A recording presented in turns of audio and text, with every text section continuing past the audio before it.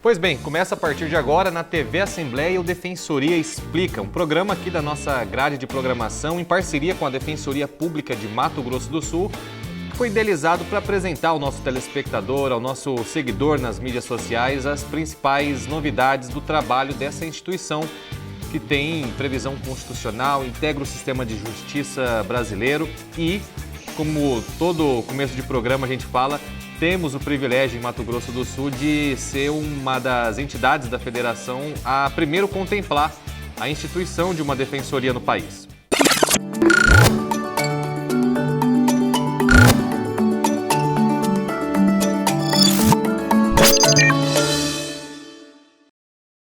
Nessa edição de setembro, a gente vai dedicar o programa a falar sobre os 30 anos do Código de Defesa do Consumidor, que é uma legislação inovadora no cenário jurídico mundial e trouxe grandes conquistas para relações de consumo de todos os tipos no nosso país.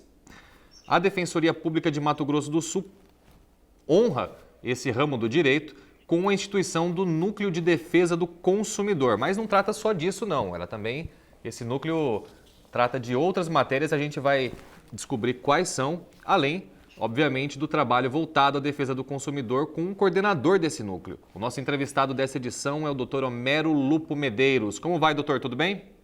Olá, tudo bem, Radamés? É um prazer estar aqui na TV Assembleia mais uma vez, falar para esse público tão seleto e explicar essa importante missão da Defensoria Pública na tutela do consumidor e demais matérias cíveis residuais. Pois bem, esses 30 anos de Código de Defesa do Consumidor, o famoso CDC aí, como os nossos colegas que estão na faculdade chamam, o CDC completou 30 anos e a Defensoria realizou um webinário para comemorar a instituição dessa lei aqui no Brasil. Como que foi esse evento, doutor Homero, e como foi a recepção, como que surgiu essa ideia? Fala um pouco para a gente sobre esse webinário da Escola Superior da Defensoria. Muito bem, Radamés. A ideia de fazer um webinário em defesa do consumidor nessa temática veio justamente da vocação que a Defensoria tem de promover a educação em direitos. A Escola Superior da Defensoria, em parceria com o Núcleo de Defesa do Consumidor, pensou numa forma de promover a educação da população em direitos do consumidor. E aí juntou que esse período da pandemia, a dificuldade que a gente tinha dos eventos presenciais e fazer isso de forma online. E aí trouxemos para comemorar os 30 anos do Código de Defesa do Consumidor temáticas muito próximas da realidade no momento que nós vivemos hoje, que é, por exemplo, temática de faturamento de energia, superendividamento e contratos bancários, para cada vez mais a população ter condições de conhecer os seus direitos. É uma questão que a gente tem muito cara aqui na Defensoria, Radamés, é a população conhecer os seus direitos. Muitas vezes, principalmente o assistido da Defensoria Pública, ele sequer sabe que existe aquele direito, por isso ele não exerce no seu dia a dia. Um dos princípios da Defensoria Pública, além do acesso à justiça, da preservação da dignidade humana, é a educação em direitos. Está lá na Lei Complementar 80, que rege as defensorias no Brasil, Essa educação em direitos, como que o Núcleo de Defesa do Consumidor aqui da DPE de Mato Grosso do Sul tem trabalhado? O uso das redes sociais é válido nessa hora? Qual que é a sua avaliação sobre essa educação em direitos e essa informação, como que essa informação chega para os assistidos? Perfeito. A educação em direitos, como bem disse, ela tem uma previsão legal. A nossa Lei Complementar 80 prevê como dever do defensor público promover a educação em direitos. E, não diferente, o Núcleo de Defesa do Consumidor tem essa preocupação. Antes mesmo da pandemia, nós já tínhamos a grande preocupação de levar o conhecimento à população em geral. Isso de forma gratuita, através da Escola Superior da Defensoria Pública aqui do nosso estado.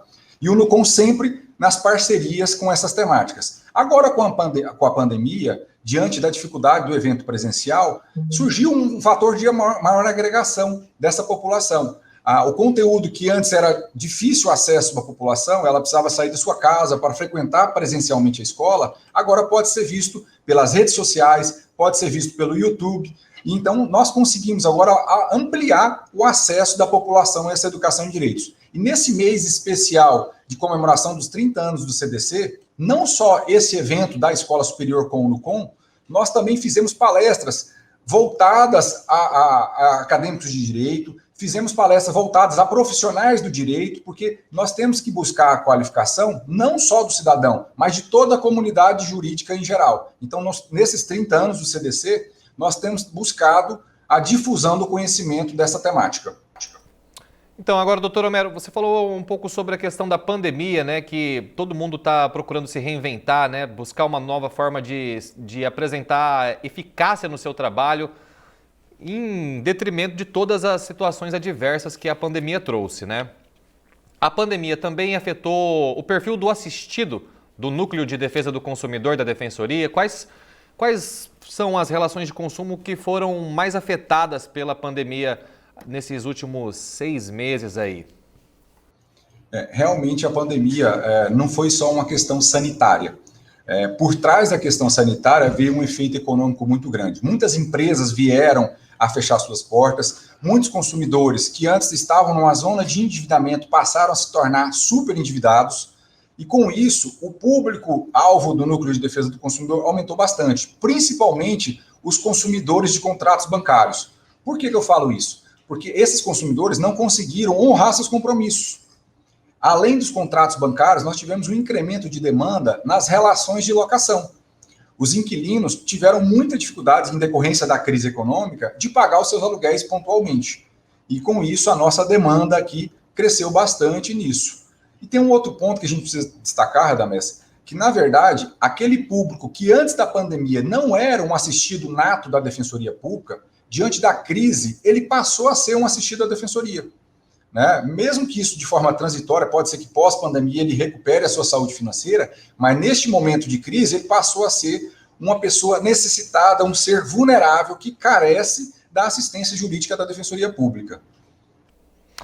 Perfeito. Pela sua resposta, a gente tem reforçado essa ideia de que o direito ele não existe por si só, né? Na verdade, nenhum ramo do direito ele é independente dos outros, né? O Núcleo de Defesa do Consumidor, né, que trata com o direito consumerista, ele vai ter que acabar resolvendo os problemas de locação, os problemas de contratos bancários, os problemas, né, dos mais diversos que não necessariamente nascem de uma relação de consumo. É isso que eu quero perguntar agora. Além do trabalho voltado às relações puras de consumo, quais são as outras competências do núcleo que o senhor está à frente hoje? Perfeito. Aqui no Núcleo, né, de Defesa do Consumidor e demais matérias cíveis residuais, além da demanda natural de defesa do consumidor, nós temos uma temática muito forte, que é a moradia. E aí eu falo moradia em sentido amplo. Nós temos ações possessórias, reivindicatórias, contratos imobiliários, nós temos a relação de locação, como eu já citei, nós temos a relação de condomínio, né? Nesse período de pandemia, aquela discussão sobre se o síndico pode ou não pode, por exemplo, limitar a circulação nas áreas comuns. Nós tivemos demanda nessa natureza aqui no núcleo. E, além disso, todos os demais contratos do direito civil são da essência de atuação do NUCOM. Né? Além disso, nós temos também a parte de responsabilidade civil. Para ficar um pouco mais claro, seria aquelas ações indenizatórias por violações de direitos materiais, por danos morais e até mesmo por situações de danos estéticos. Nós chegamos até o ponto de atuar, Radamés, nas ações por erros médicos. A atuação do nosso núcleo é tão ampla que ela vai desde o direito do consumidor até as reparações. Ela começa na publicidade, vamos assim dizer, e ela termina até no ato ilícito em si, onde eu tenho que buscar o dever de reparar daquela pessoa que praticou o ato ilícito. Então é muito ampla a nossa atuação. Não, sem dúvidas. A gente percebe que é um dos núcleos base da Defensoria aqui de Campo Grande e do Estado, né? Mas, voltando para a questão das relações de consumo, doutor Homero, quando que um consumidor se torna um assistido da Defensoria Pública? O que a pessoa que se viu numa situação, seja em razão das circunstâncias que a pandemia trouxe ou de uma relação convencional de consumo, que se sentiu lesada, quais são as primeiras providências que ela deve fazer, tendo em vista agora que ela já sabe que o núcleo está de portas abertas para ela? Essa é uma pergunta muito pertinente e é muito bom para esclarecer o telespectador da TV Assembleia. A Defensoria Pública, o primeiro corte dela é um corte financeiro. Nós analisamos a renda individual e familiar da pessoa física e é bom deixar claro, também da pessoa jurídica. A Defensoria Pública presta assistência jurídica não só à pessoa física, mas também à pessoa jurídica. E aí nós temos uma resolução interna que fixa um patamar remuneratório para a capital do Estado e para as demais comarcas do interior. Mas, em se tratando de defesa do consumidor, se a gente buscar a essência da nossa legislação, ela fala textualmente que o consumidor é um ser vulnerável. E quando eu tenho a palavra vulnerabilidade envolvida, tem que piscar a luz vermelha da Defensoria Pública. Onde tem vulnerável, tem que ter atuação da Defensoria Pública. Então, nós temos que analisar não só a parte econômica, mas também a situação de vulnerabilidade daquele consumidor naquela relação que ele tem naquele momento, naquele problema que ele traz à Defensoria Pública. Então, não dá para falar que é um conceito estanque e fechado. Eu ganho 2, 3 salários mínimos, eu não posso mais ser assistido pela Defensoria. Não é bem assim. Às vezes a pessoa pode estar totalmente privada do acesso à sua renda, numa situação, por exemplo, de vulnerabilidade, e aí ela poder ser assistido pela Defensoria Pública. Quer dizer, cada caso é um caso, né? É o famoso, a gente tem que olhar caso a caso. Além disso, fez esse primeiro recorte, né? Que é a análise ali do perfil para ver se ele pode ser atendido pela Defensoria Pública. O que mais que são os procedimentos padrões que a instituição adota para adotar um consumidor que se sentiu lesado? Ele deve estar munido de quais documentos, por exemplo? Nota fiscal, contrato? A gente tem uma documentação básica que a gente enuncia assim. As pessoas têm que trazer, primeiro, comprovação de renda e seus documentos pessoais para se identificar. Até porque, para alguém procurar o direito em nome de outrem, ele precisa de uma procuração. Primeiro, nós identificamos se aquela pessoa, de fato, é a que está procurando a defensoria. Além disso, precisamos comprovar que aquela pessoa tem domicílio ou residência na cidade onde ela está procurando atendimento da Defensoria Pública. E vem os documentos acessórios que a gente fala, que são os documentos relacionados ao problema apresentado. Por exemplo, eu estou discutindo uma negativação indevida.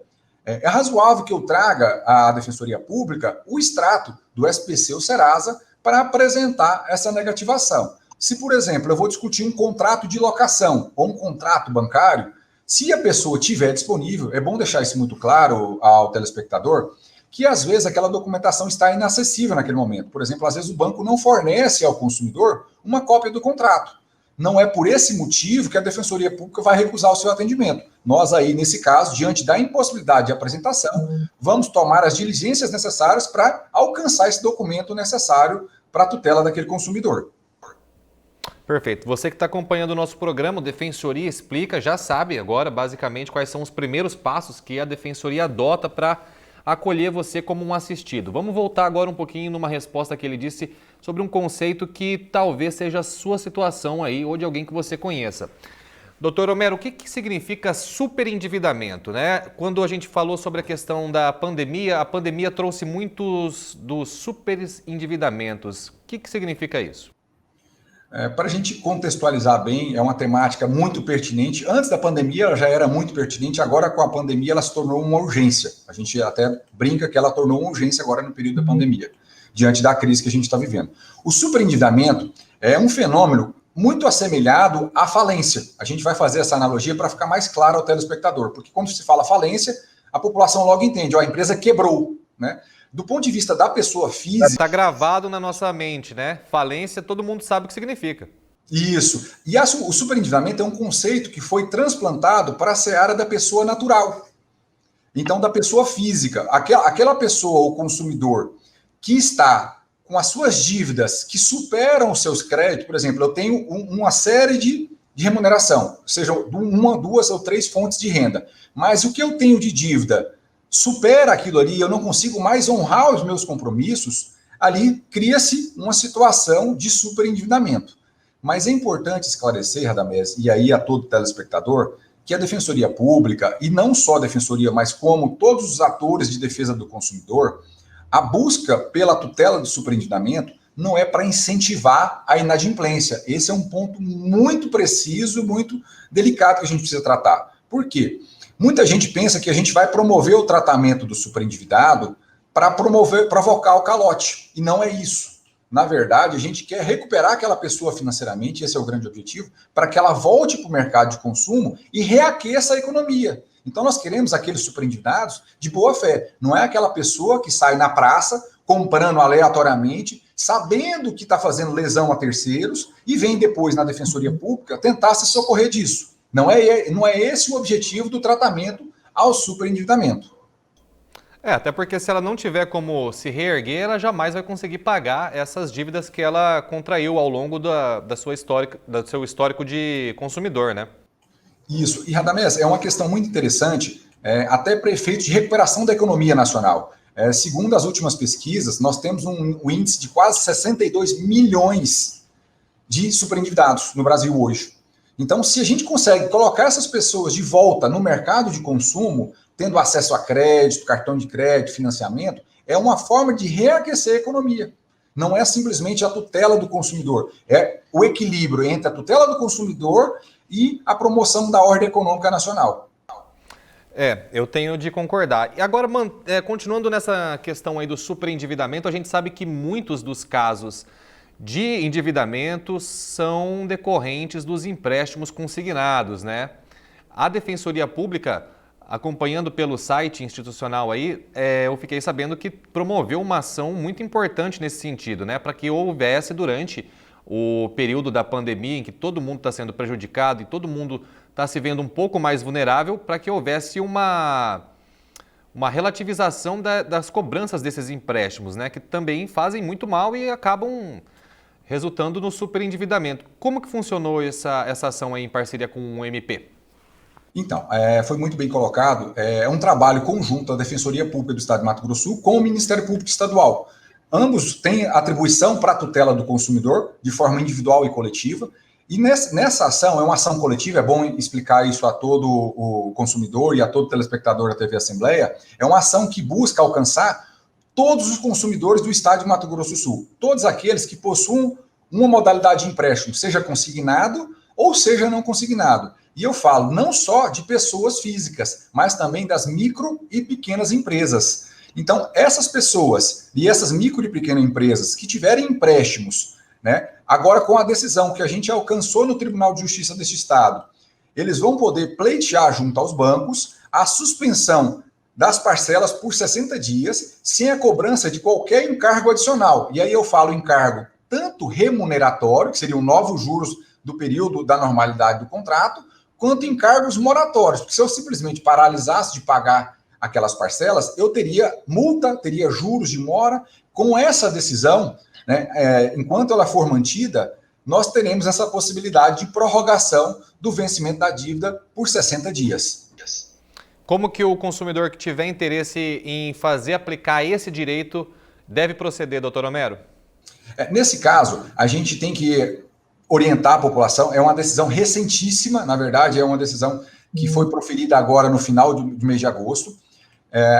O banco tem 10 dias para implementar isso. E aí eu falo banco, os principais bancos do país, né? Aí a gente deixa o canal da Defensoria à disposição para a gente até não promover a citação específica de um nome ou outro de instituição financeira, para caso o consumidor queira saber quais são as instituições abarcadas, a gente deixa o canal aberto e fala ao final para vocês.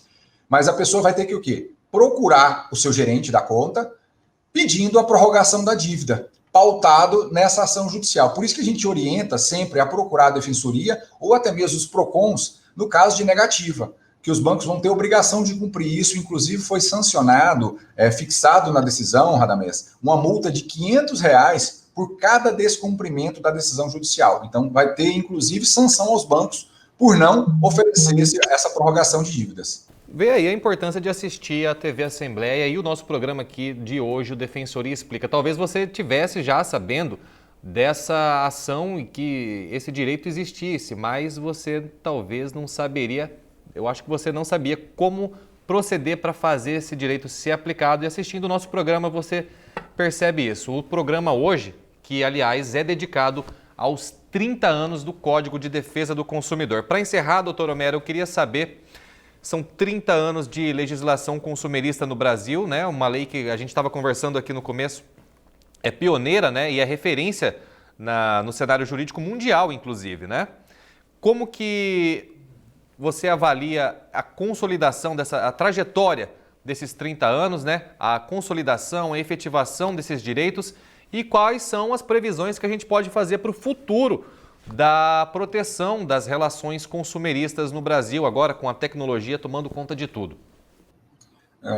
Muito bem. Essa questão dos 30 anos do CDC, ela é muito importante. Como você bem mencionou, Radamés, o nosso Código de Defesa do Consumidor, ele não tem reconhecimento só no prisma brasileiro. Internacionalmente, o Código de Defesa do Consumidor, ele tem um reconhecimento fantástico. Na verdade, é considerado uma legislação muito avançada com relação a muitos países, inclusive da Europa, dos Estados Unidos. Nós estamos bem à frente em várias temáticas de defesa do consumidor diante do nosso código. Obviamente, né, nesses 30 anos, o código passou por algumas atualizações, foi uma vitória muito grande para os consumidores brasileiros, porque a partir da década de 90, quando foi editado o código, né, é importante a gente frisar, foi em 1990 que o CDC foi editado, ele foi editado a partir de um comando constitucional, e é aí que é a grande virtude da defesa do consumidor. A defesa do consumidor, ela tem uma garantia constitucional. Então, o legislador não tinha como fugir dessa regulamentação. Só que ele foi muito feliz nisso. Ele foi muito feliz ao regulamentar. Ele poderia promover a regulamentação de qualquer modo. Mas não, ele fez de forma efetiva, plena. O nosso código, apesar dos seus 30 anos, é ultramoderno.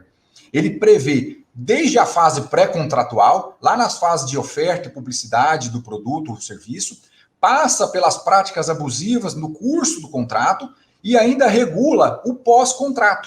Isso é muito importante, por exemplo, na situação de cobrança de dívida.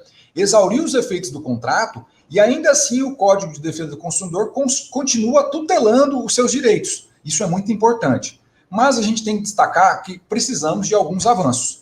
Um deles é a temática que a gente tratou aqui hoje contigo, que é o superendividamento. Ainda no Brasil, nós não contamos com uma lei específica que trata da prevenção e tratamento ao superendividado. Existe no Congresso Nacional o projeto de lei 3515, que já foi aprovado no Senado e hoje encontra-se na Câmara dos Deputados com tramitação em regime de urgência. É um projeto fantástico e muito atual para o momento de pandemia. Parece-me até que ele foi desenhado para a pandemia, sem ter que isso acontecido, porque o projeto, na verdade, é de 2015, mas parece que ele antevia os efeitos que a gente sofreria em decorrência da pandemia. E ele traz uma série de questões, principalmente aqui eu destaco, da situação do crédito responsável. A gente tem um problema muito grande de oferta de crédito irresponsável à população. Nós temos um país que tem um índice de analfabetismo funcional altíssimo, de analfabetismo ainda alto, e ainda as instituições financeiras acabam nessa situação se aproveitando muitas vezes dessa carência de informação do consumidor. Com mais razão, como bem mencionado, Radamés, é a parte tecnológica. Hoje, os contratos são formados não só naquele contrato escrito, firmado dentro de uma agência bancária. Hoje, até mesmo por uma ligação telefônica, a gente tem um contrato de banco. Então, a gente precisa estar muito atento a isso, contar com essas atualizações, né, debater a proteção de dados. Esse é um tema muito importante, que, embora seja em sentido amplo, tutele todos os direitos, ele tem uma vocação muito grande para a tutela do consumidor. Nós todos os dias procuramos na internet produtos e serviços para comprar. E aí vem a Lei de Proteção de Dados, que é uma lei nova, entrou em vigor agora, e ela é muito importante para a gente. É um outro tema que a gente pode trabalhar no futuro, no Defensoria Explica. Tá? Eu agradeço. Com certeza. Vamos marcar LGPD no próximo Defensoria Explica. É um tema realmente muito quente, né? Eu falo atualíssimo.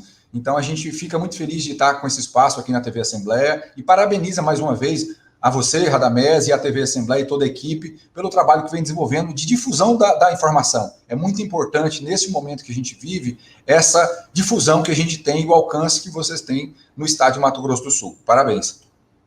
Eu também agradeço a sua participação hoje e vou encerrando o programa por aqui. Mas sem antes, não sem antes, pedir para você acompanhar tanto a Defensoria Pública quanto a Assembleia Legislativa nas mídias sociais. Os endereços já passaram aqui diversas vezes durante o nosso programa, mas estão sendo visualizados por você aí nesse exato momento. Você pode encontrar a gente pelo Instagram, pelo Facebook, pelo Twitter, pela rede social da sua preferência. Basta procurar por Assembleia Legislativa de Mato Grosso do Sul e também por Defensoria Pública de Mato Grosso do Sul. A gente se vê numa próxima edição. Até mais!